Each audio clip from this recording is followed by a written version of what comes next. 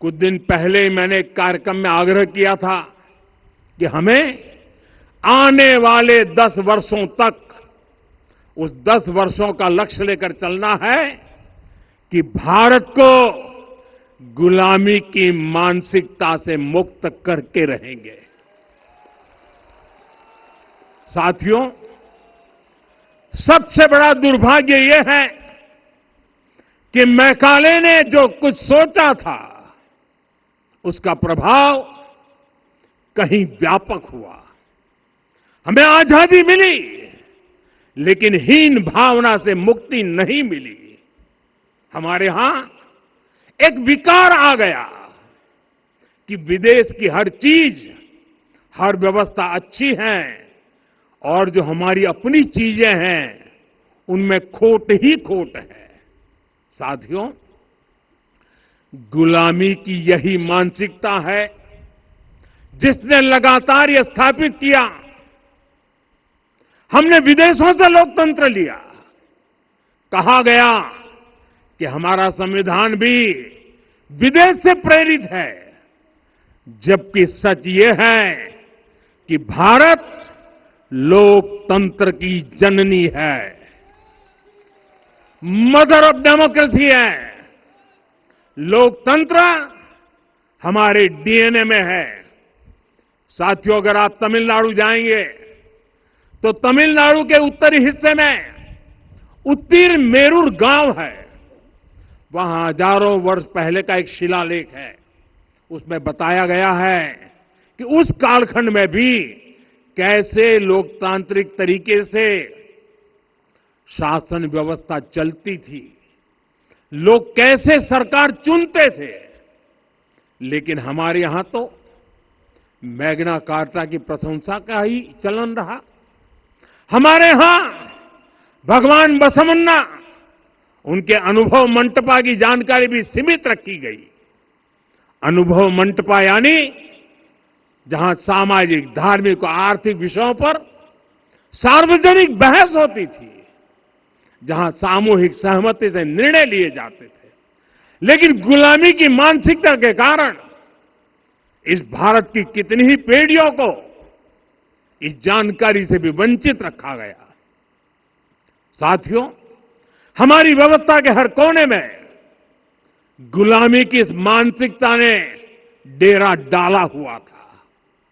अब याद करिए, भारतीय नौसेना का ध्वज सदियों तक उस ध्वज पर ऐसे प्रतीक बने रहे जिनका हमारी सभ्यता, हमारी शक्ति, हमारी विरासत से कोई संबंध नहीं था।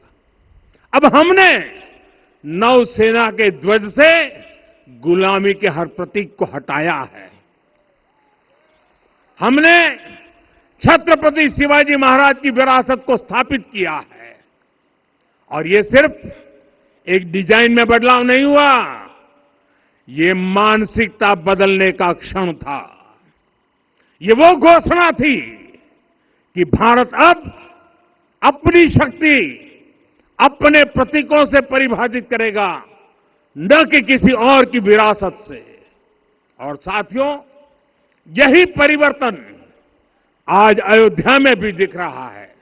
साथियों, ये गुलामी की मानसिकता ही है जिसने इतने वर्षों तक रामत्व को नकारा है। भगवान राम अपने आप में एक वैल्यू सिस्टम है। ओरछा के राजा राम से लेकर रामेश्वरम के भक्त राम तक और शबरी के प्रभु राम से लेकर मिथिला के पाहुन राम जी तक भारत के हर घर में, हर भारतीय के मन में और भारतवर्ष के हर कण कण में राम है। लेकिन गुलामी की मानसिकता इतनी हावी हो गई कि प्रभु राम को भी काल्पनिक घोषित किया जाने लगा। साथियों, अगर हम ठान लें अगले 10 साल में मानसिक गुलामी से पूरी तरह मुक्ति पा लेंगे, और तब जाकर के ऐसी ज्वाला प्रज्वलित होगी, ऐसा आत्मविश्वास बढ़ेगा कि 2047 तक विकसित भारत का सपना पूरा होने से भारत को कोई रोक नहीं पाएगा। आने वाले 1000 वर्ष के लिए भारत की नींव तभी सशक्त होगी जब मैकाले की गुलामी के प्रोजेक्ट को हम अगले 10 साल में पूरी तरह ध्वस्त करके दिखा देंगे। साथियों, अयोध्या धाम में रामलला का मंदिर परिसर भव्य से भव्यतम हो रहा है और साथ ही अयोध्या को संवारने का काम लगातार जारी है। आज अयोध्या फिर से वह नगरी बन रही है जो दुनिया के लिए उदाहरण बनेगी। त्रेता युग की अयोध्या ने मानवता को नीति दी। 21वीं सदी की अयोध्या मानवता को विकास का नया मॉडल दे रही है। तब अयोध्या मर्यादा का केंद्र थी, अब अयोध्या विकसित भारत का मेरुदंड बनकर उभर रही है। साथियों, भविष्य की अयोध्या में पौराणिकता और नूतनता का संगम होगा। सरयू जी की अमृत धारा और विकास की धारा एक साथ बहेगी। यहां आध्यात्म और आर्टिफिशियल इंटेलिजेंस दोनों का तालमेल दिखेगा। राम पथ, भक्ति पथ और जन्मभूमि पथ से नई अयोध्या के दर्शन होते हैं। अयोध्या में भव्य एयरपोर्ट है। अयोध्या में आज शानदार रेलवे स्टेशन है। वंदे भारत और अमृत भारत एक्सप्रेस जैसी ट्रेनें अयोध्या को बाकी देश से जोड़ रही हैं। अयोध्या वासियों को सुविधाएं मिले, उनके जीवन में समृद्धि आए, इसके लिए निरंतर काम चल रहा है। साथियों, जब से प्राण प्रतिष्ठा हुई है तब से लेकर आज तक करीब करीब 45 करोड़ श्रद्धालु यहां दर्शन के लिए आ चुके हैं। ये वो पवित्र भूमि है जहां 45 करोड़ लोगों के चरण रज पड़े हैं और इससे अयोध्या और आसपास के लोगों की आय में आर्थिक परिवर्तन आया है, वृद्धि हुई है। कभी अयोध्या विकास के पैमानों में बहुत पीछे थी। आज अयोध्या नगरी यूपी के अग्रणी शहरों में से एक बन रही है। साथियों, 21वीं सदी का आने वाला समय बहुत महत्वपूर्ण है। आजादी के बाद के 70 साल में भारत विश्व की 11वीं सबसे बड़ी अर्थव्यवस्था बना। 70 साल में 11वीं। लेकिन पिछले 11 साल में ही भारत विश्व की 5वीं सबसे बड़ी अर्थव्यवस्था बन चुका है। और वो दिन दूर नहीं जब भारत विश्व की 3री सबसे बड़ी अर्थव्यवस्था भी बन जाएगा। आने वाला समय नए अवसरों का है, नई संभावनाओं का है और इस अहम कालखंड में भी भगवान राम के विचार ही हमारी प्रेरणा बनेंगे। जब श्री राम के सामने रावण विजय जैसा विशाल लक्ष्य था, तब उन्होंने कहा था, सौरज धीरज ते ही रथ चाका, सत्यशील दृढ़ ध्वज पताका, बल विवेक दम परहित गोरे, क्षमा कृपा समता रजु जोरे। यानी रावण पर विजय पाने के लिए जो रथ चाहिए, शौर्य और धैर्य उसके पहिए हैं, उसकी ध्वजा सत्य और अच्छे आचरण की है, बल, विवेक, संयम और परोपकार इस रथ के घोड़े हैं। लगाम के रूप में क्षमा, दया और समता है जो रथ को सही दिशा में रखते हैं।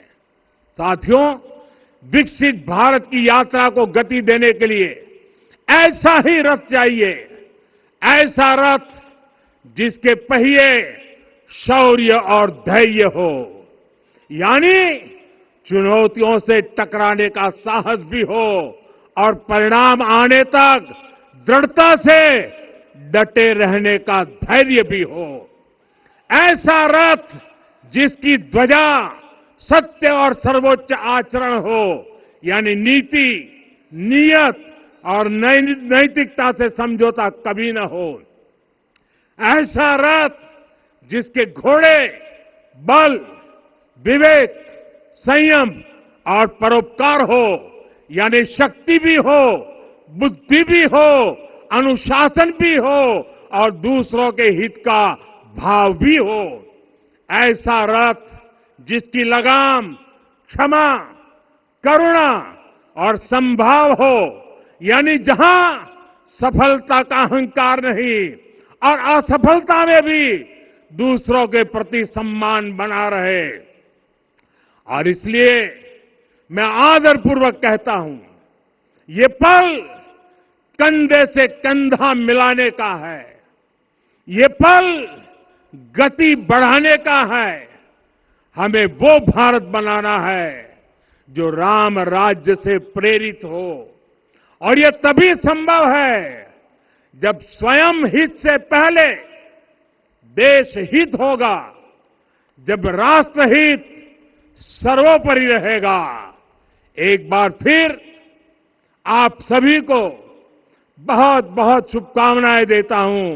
जय सिया राम, जय सिया राम, जय सिया राम।